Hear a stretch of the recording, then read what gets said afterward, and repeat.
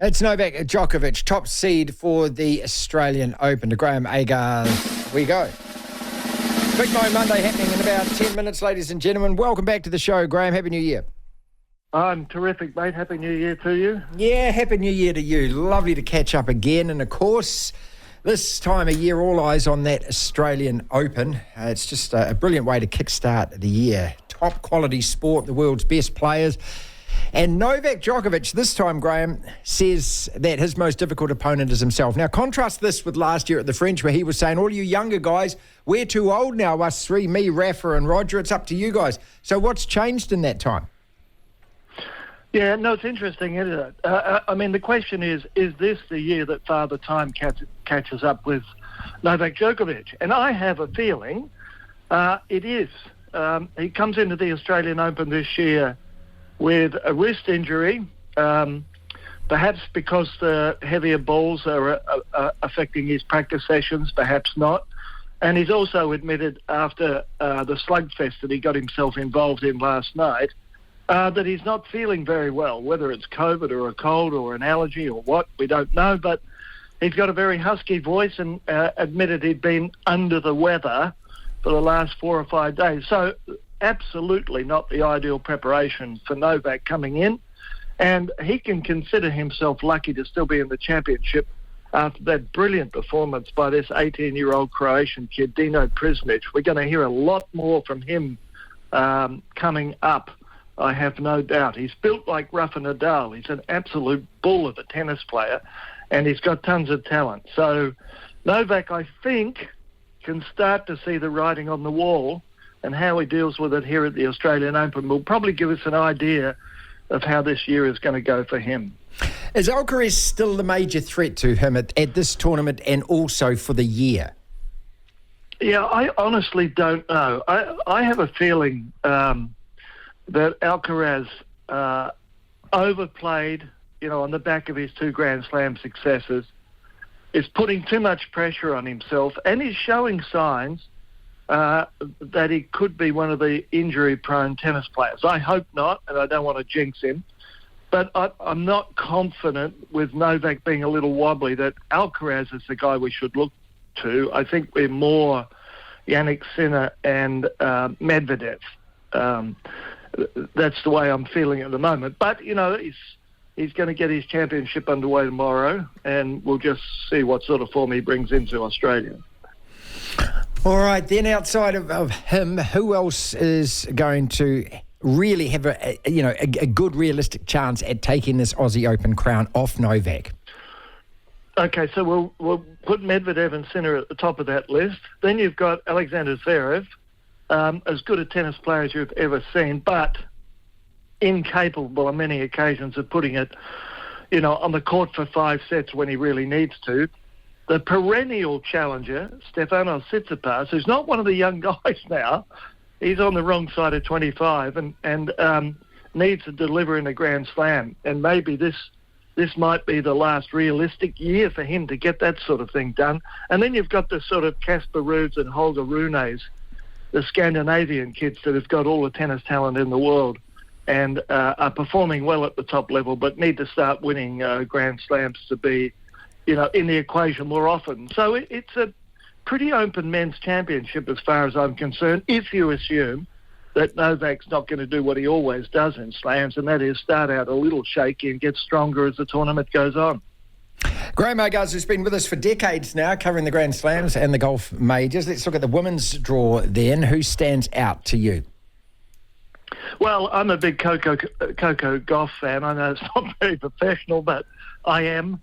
And I was delighted to see her break through in New York for her first Grand Slam.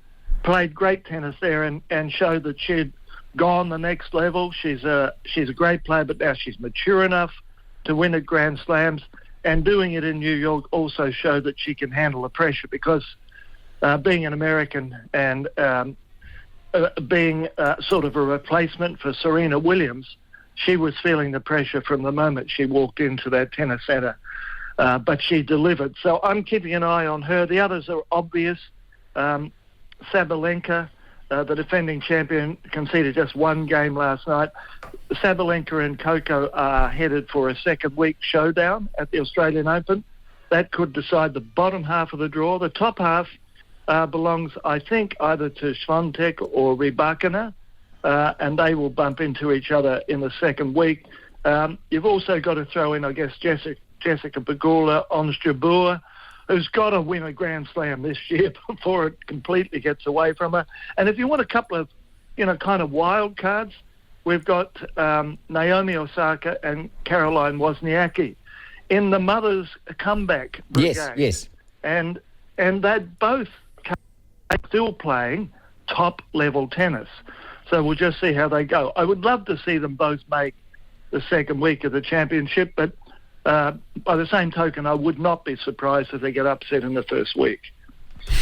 Graeme, Novak almost won a Grand Slam last year. I mean, he was that Wimbledon final away against Alcaraz, and he had so many chances in that tag. I mean, is there I don't know, is there a possibility that he could actually pull it off this year? Is this his final chance? Well, as I said, I think old man time is starting to catch up with him. He's starting to have more niggles and more often as he goes through the year. But, Novak is the ultimate professional in his scheduling, in his practice, in his diet, in his exercise regime, in his ability to recover from injuries, and his uncanny and amazing ability to focus when he needs to focus to get the job done.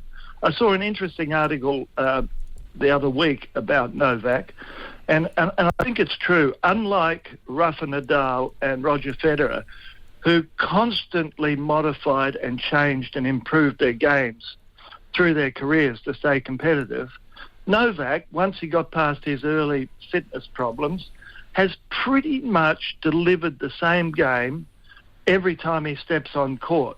Now, obviously, he's refined it, but he's not changed it. He's the best return of service the game has ever seen and still is. He's tactically brilliant, mentally unbelievably strong, and he's got more finesse around the court. He's better at the net than he was, and he's still got speed. So all of that makes him an amazing package. But it's not new. When you watch a Djokovic match, you've seen it all before. There are very rarely any surprises, and it's incredible that at the age of 36, he can still beat everybody. Finally, here's a name from the past, Nick Kyrgios. I mean, whatever happened to him, Graeme? Where'd he go? There's an old line in the journo business. They learn to say hello when it's time to say goodbye. And if ever there was a guy who fitted into that category, it was Kyrgios, the most talented tennis player I've ever seen. But in the early stages of his career, I don't want to play tennis, I'd rather be playing basketball. Totally unpredictable on the court. And then what happened was the guys like Roger Federer and Nadal and all of those top guys that he was legitimately challenging for domination, figured out, just wait him out.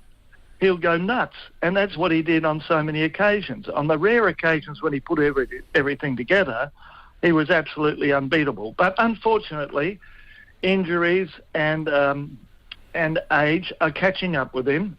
And he's not in the Australian Open for the second consecutive year because of injuries. He's running around doing commentary and all sorts of hosting things to, at least try and bring some of his star power to the Australian Open, but they desperately miss him on court because he was the only Australian that had a chance of winning a Grand Slam. And I think now it's all beyond him.